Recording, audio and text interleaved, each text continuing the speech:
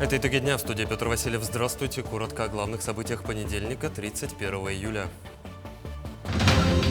На пути к сотрудничеству, миру и процветанию Юрий Трутнев утвердил деловую программу 8-го Восточного экономического форума. 4 кандидата будут бороться за пост главы Якутии на предстоящих выборах. Центр избирком региона вручил удостоверение кандидатам. Потенциал территории России как ключ к развитию. В Якутии стартовал нулевой день форума сообщества. Их объединяет одна общая цель – сохранить жизнь участников СВО в Якутии. Продолжают работу боевые шелкопряды. До встречи на голубых дорожках. Серебряный призер Паралимпийских игр якутянка Анастасия Диадорова объявила о завершении спортивной карьеры. Президент России Владимир Путин подписал закон о налоге на доходы физических лиц в размере 13 или 15% для работающих из-за границы. Речь идет о сотрудниках российских компаний, работающих удаленно как по трудовым договорам, так и по договорам о выполнении разовых услуг, вне зависимости от налогового резидентства. Так, если российский налоговый резидент оказывает услуги иностранной компании, она должна стать налоговым агентом, встав на учет в налоговом органе и уплатить налог за сотрудника, а также по ставке 13 или 15%. Новую систему управления беспилотниками, которая позволяет преодолевать действия средств радиоэлектронной борьбы, разработали в России. Экосистема управления состоит из объединенных блоков автопилота, навигационного приемника, компаса, системы воздушных сигналов, бортовых аэронавигационных огней, а также блоков управления силовой нагрузкой и установкой. Решение нацелено на импортозамещение и повышение надежности создаваемой продукции, а также ускорение серийного производства новых типов беспилотных авиационных систем на отечественный рынок. Совет Федерации одобрил закон, регламентирующий процедуру северного завоза. В соответствии с законом, единый морской оператор будет создан не позднее 1 января 2026 года. Предполагается выделение субсидий на перевозки топлива и льготные тарифы при каботажных перевозках. Кроме того, правительство определит перечень объектов транспортно-логистической инфраструктуры северного завоза. Их финансирование планируется осуществлять также с 2026 года в размере 100%. По предварительной оценке, расходы федерального бюджета на содержание данных объектов в 2026 году составят 7,4 миллиарда рублей. Ну а в Якутии тем временем северный завоз идет в плановом режиме. Ленское объединенное речное пароходство выполнило все поставленные планы по первому этапу навигации. С 20 июля начался второй период летней навигации. С этого дня суда класса «Река-море» могут выходить на арктические участки моря Лаптевых, а также Восточно-Сибирского моря. В этом году, кроме традиционных грузов, таких как уголь, сырая нефть и нефтепродукты, по Северному морскому пути в Устьянский район будут доставлены строительные материалы, а также многие другие необходимые грузы для строительства в районе атомной электростанции малой мощности. В арктическую навигацию на северном завозе участвует 100 единиц флота из этого. Это грузоподъемностью 130 тысяч тонн. Это в основном суда река-моря, все суда река-моря. Этого количества достаточно, чтобы перевести, гарантированно перевести те 400 тысяч тонн, которые заявлены лично пароходству. Юрий Трутнев утвердил архитектуру деловой программы Восточного экономического форума 2023. Главная тема форума этого года – на пути к сотрудничеству, миру и процветанию. Деловая программа ВЭФ-2023 включает 6 ключевых блоков. Международное сотрудничество в изменившемся мире, логистика перемен, Дальний Восток за 10 лет, технологическое развитие как гарантия суверенитета, Дальний Восток будущего и образование и воспитание как основа независимости. По итогам ключевых сессий модераторы доложат главе государства о том, что было сделано на Дальнем Востоке страны за прошедшие годы, и обозначат возможные ориентиры по дальнейшему развитию региона. Напомню, ВЭФ-2023 состоится с 10 по 13 сентября во Владивостоке на территории кампуса ДВФУ. Уверен в том, что Дальний Восток сегодня такой ключевой регион совсем не только для России. Он, собственно, сшивает мир в той части, в которой он еще остается в атмосфере взаимопонимания и сотрудничества. Мы в целом девизом форума сделали слова «на пути к сотрудничеству, миру и процветанию». Мы уверены в том, что иной альтернативы у человечества просто нет. Мы все равно должны сотрудничать, мы все равно должны жить в мире. А то, что сейчас не со всеми странами отношения такие, как хотелось бы, это в любом случае носит временный характер. Мы прежде всего будем говорить на форуме о том, что изменилась и какую новую роль стал Дальний Восток играть для развития всей нашей страны. От форума в Приморье к форуму в Якутии. Республика принимает делегацию Общественной палаты России. Уже завтра в столице республики пройдет федеральный форум сообщества. Ну а сегодня члены Общественной палаты России организуют общественные проверки. Как прошел объезд по городу и к каким выводам пришли члены комиссии по жилищно-коммунальному хозяйству, знает Надежда Саханская. Формирование комфортной городской среды, обустройство общественных пространств – все это, конечно, немаловажные моменты по развитию столицы нашего региона. Эти и многие другие вопросы будут обсуждаться на форуме сообщества, который пройдет уже 1 и 2 августа. К слову, именно сегодня в рамках нулевого дня члены Общественной палаты Российской Федерации осматривают объекты, которые в дальнейшем будут обсуждать на открытых площадках. Форум сообщества – это прекрасная возможность для прямого диалога между властью и народом. Умение учитывать запросы и интересы жителей в принятии решений дает хорошие результаты. Так, например, программа переселения из ветхого и аварийного жилого фонда в 17-м квартале реализуется с учетом пожеланий и потребностей жителей данного микрорайона. Появится у нас, соответственно, 46 многоквартирных домов разной этажности. Это будет порядка 327 тысяч квадратных метров жилья. Помимо этого, социальные объекты будут. Также предусматривается в этом году начать строительство спортивного объекта, детского сада на 240 мест. Ну и потом дальше идти поэтапно. Микрорайон «Звездный» также был удостоен внимания общественников. Как отмечают члены комиссии, в этой части города все устроено на высоком уровне.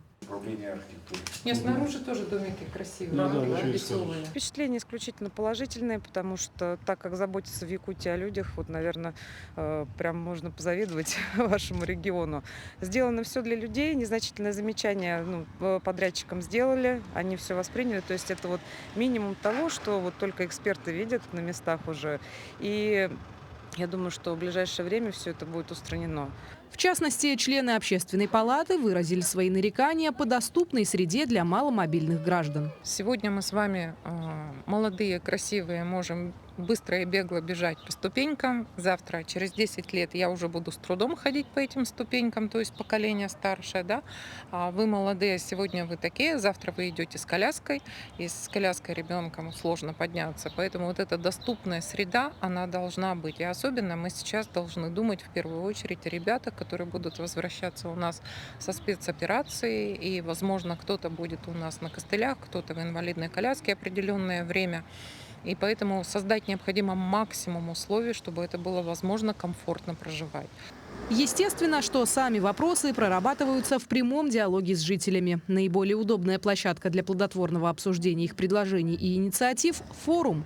Уже 1 и 2 августа вместе с экспертами и населением будут обсуждаться вопросы, которые в последующем позволяют улучшать городскую среду, опираясь именно на мнение и интересы общества. Надежда Саханская, Георгий Григорьев, Якутск. В Якутске состоялся круглый стол по оказанию мер поддержки и бесплатной юридической помощи участникам специальной военной операции, членам их семей. Мероприятие проводится в рамках регионального форума Общественной палаты Российской Федерации «Сообщество». Встреча прошла в Государственном фонде защитника Отечества, и до начала участникам провели экскурсию, рассказали о деятельности фонда. Приглашенным гостем выступил член Общественной палаты страны Александр Терновцов. Он отметил, что приятно удивлен тем, как в регионе качественно и слаженно выстроена работа. Есть примеры, которые, я уверен, будут полезны другим регионам. И, в частности, пример перевода бесплатной юридической помощи в систему многофункциональных центров, МФЦ так называемых, позволяет сократить издержки, но при этом за счет масштабности и за счет присутствия офисов МФЦ во всех регионах республики, муниципальных районах республики, позволяет максимально охватить граждан, которые нуждаются в правовой помощи. Их объединяет одна общая цель – сохранить жизнь служащим на линии соприкосновения СВО. Для этого по всей стране развернулось движение «Боевые шелкопряды», в которое влились якутяне. Активисты плетут маскировочные сети и при этом непростые. Чем новые сети отличаются от старых, разбиралась Мария Кардашевская. В век, когда активно используются дроны и квадрокоптеры, которые с легкостью определяют, где спрятались бойцы, важно иметь не только визуальную защиту, но и тепловую. Новые маскировочные сети скрывают излучение человеческого тепла от тепловизоров. Наша идея заключается в том, что вот именно вот такое вот густое плетение, плюс еще использование специальных дополнительных слоев создает слой маскирующего материала не только в дневное время, но и в ночное. И таким образом в ночное время существенно снижается заметность бойца, и таким образом он может скрытно действовать и остаться неуязвимым. Технология создания такой сети отличается тем, что сначала по краям делается оплетка, а затем через нее гирляндой пропускают нарезанный специальным образом маскировочный материал. Мы берем гирлянду, привязываем к сеточке и продергиваем через каждую клеточку по периметру. Дальше вторую берем, также все это делаем. Вот это мы делаем из спанбонда. Сделали вот эту сеть, переворачиваем и начинаем оплетать, то есть просто лентой. Также через каждую клетку. Это получается изнаночная сторона.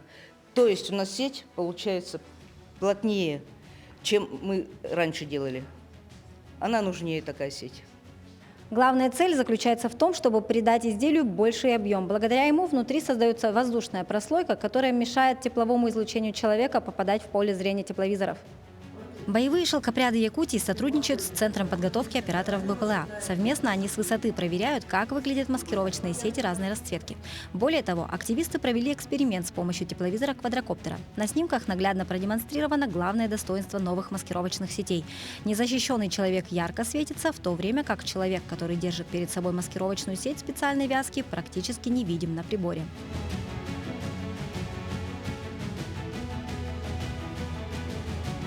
За один месяц в одном филиале шелкопрядов шьются около 250 сетей.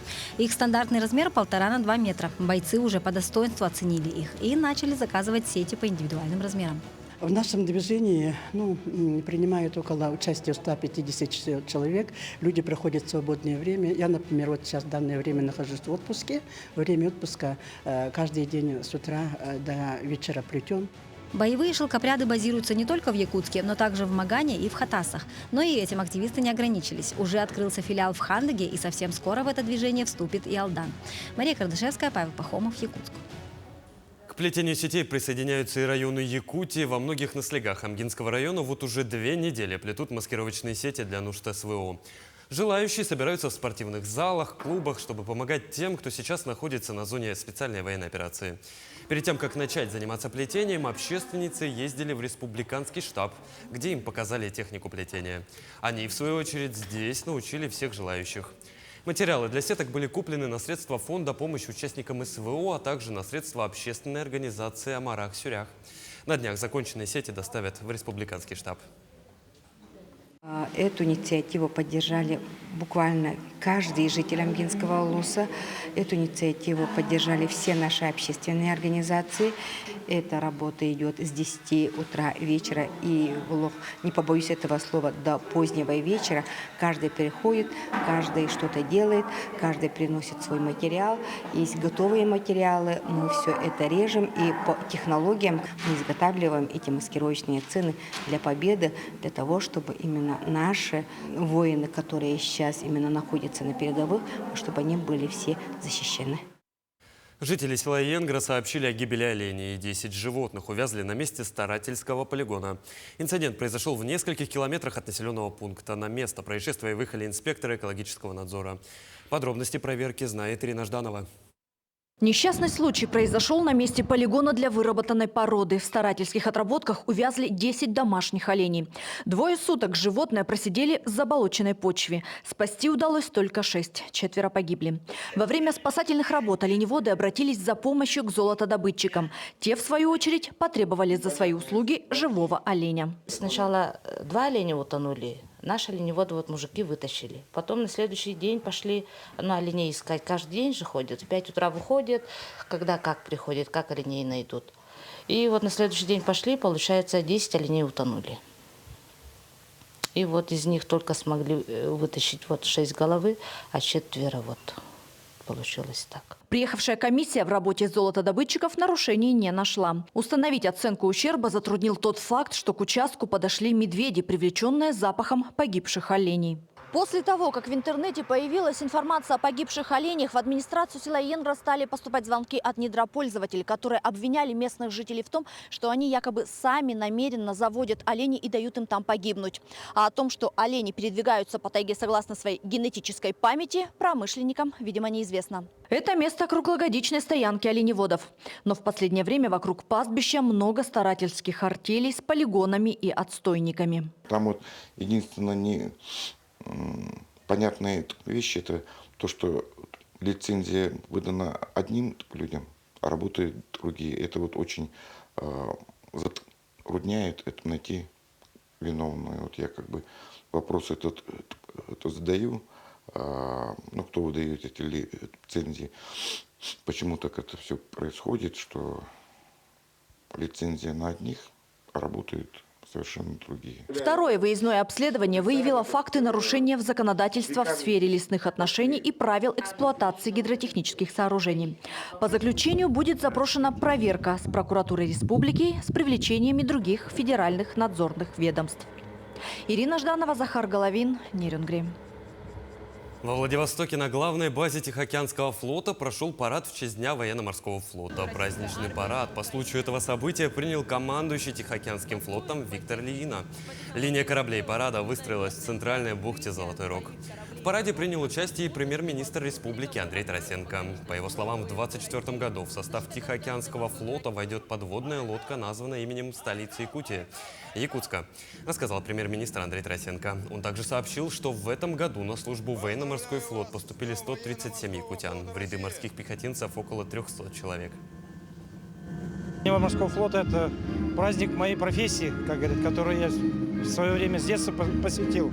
И многому отдаю по сей день.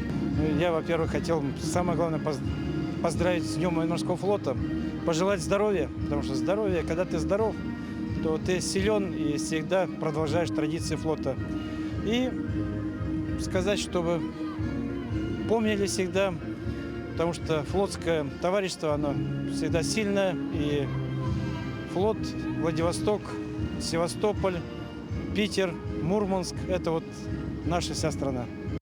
Зампред правительства Якутии Ольга Балабкина вместе с коллегами провели плановый осмотр 9 больниц. Такая проверка проводится в целях улучшения качества оказываемой помощи пациентам и выявлению основных потребностей, которые сегодня есть у больниц. Во время этого Ольга Балабкина ознакомилась с персоналом и лично беседовала с каждым пациентом, проходящим лечение, чтобы узнать их мнение. По ее словам, одной из основных проблем на сегодня является доступность оказываемой помощи и наличие очередей. Но, несмотря на это, медицина в республике за последние 5 лет значительно изменилась в лучшую сторону. По республике, особенно в последние 5 лет, такое ощущение, что мы просто во многом взлетели. Мы с вами видели в офтальмологии очень много нового оборудования. Быстро, четко, очередь стоит на то, чтобы исправить, например, зрение для жителей Минино-Кангаласского улуса, которые приехали всего 3 дня, находятся, у них нет никаких сложностей, они выйдут. Мы видели с вами полностью обновленный парк скорой помощи, который находится здесь, в городе Якутске. Практически все машины новые. То есть не практически, а все машины новые. А главное, мы видим мониторинг. Очень важно, чтобы как можно больше разверстили медицинская консультация. И мы консультировали не только доктор-доктор, но и доктор-пациент, потому что врач должен быть рядом с тем, кто живет даже в самом отдаленном Северном Улусе. И каждая беременная. И вот сегодня здесь, перинатально, мы услышали о том, что там, где у нас нет врачей-гинекологов, ведут наши терапевты с помощью консультаций тех, кто работает здесь, в городе Якутске. Алданские военно-патриотические клубы поддержали участников СВО. Свою поддержку они выразили соревнованиями в силе, ловкости и тактических навыков, доказав, что подрастающее поколение готово к защите Родины. На мероприятии побывали наши корреспонденты. Никто, кроме нас. Всем знакомый девиз ВДВ, который также является названием Алданского клуба юных десантников, стал лейтмотивом военно-спортивных соревнований между военно-патриотическими клубами района. Летние каникулы не позволили собрать всех ребят, но те, кто принял вызов, были настроены решительно.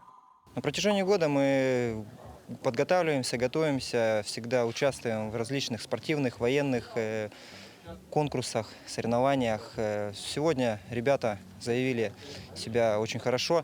То есть у нас будет 2 команды выступать по 5 человек. Также будут проводиться личные первенства. Все ребята зарекомендовали себя на всех этапах.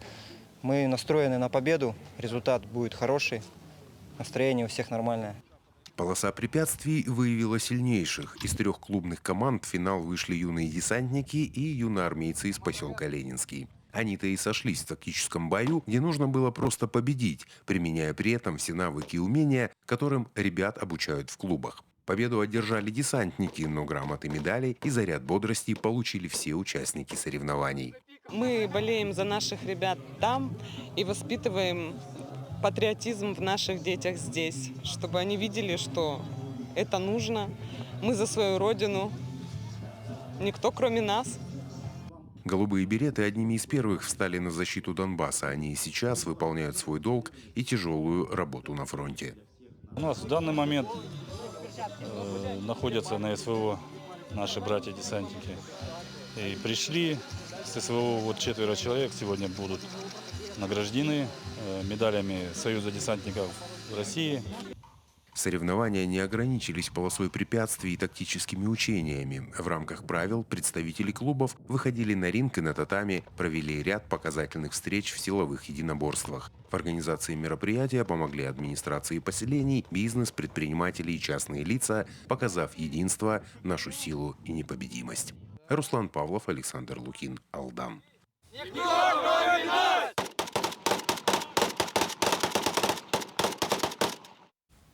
Пляжный Хапсагай прошел впервые в Якутии. Местом проведения стал город Ленск, но инициаторами – простые жители. Они обратились в спорткомитет и совместными усилиями в кратчайшие сроки организовали этот праздник спорта на пляже. Подробности у Анны Кожевниковой. Жаркие поединки на горячем песке под громкую поддержку болельщиков развернулись на Ленском пляже в минувшие выходные. Здесь впервые в Якутии прошли соревнования по пляжному Хапсагаю. На этом же пляже пришли с друзьями купаться. И зародилась эта идея именно пляжа Хапсагай. Нигде в республике такого нету, и в районе тоже. Дорогие призы предоставили спонсоры. Это 10 организаций Ленска, а компания «Алмаз» выделила 4 самосвала для того, чтобы натянуть тент. Хотел Мирный к нам приехать, но не удалось. Вы все знаете, что у нас проблемы с дорогой Ленск-Мирный. Все спонсоры пошли нам навстречу. Мы купили, у нас все 6 весовых, 4 мужских и 2 весовые детских. Для детей, за первое место спортивные велосипеды, за второе место болгарки, за третье место у нас чайники. В соревнованиях могли принять участие все желающие, кто зарегистрировался заранее. Так, победителем весовой категории свыше 90 килограмм стал непрофессиональный борец. Очень яркие эмоции. Я приехал просто сына записать на соревнования. И тренер мне говорит, давай-ка тоже поучаствуй. Эмоции на высоте. Нет, не занимаюсь. Давно занимался. Не ожидал. Но главное не падать духом. Неважно, победили или выиграли. Главное участие. Среди участников было много детей, маленьких чемпионов различных соревнований. Но в таких поединках не всегда побеждает сильнейший. Ловкость в этих схватках важнее силы. Смотри, папа борется.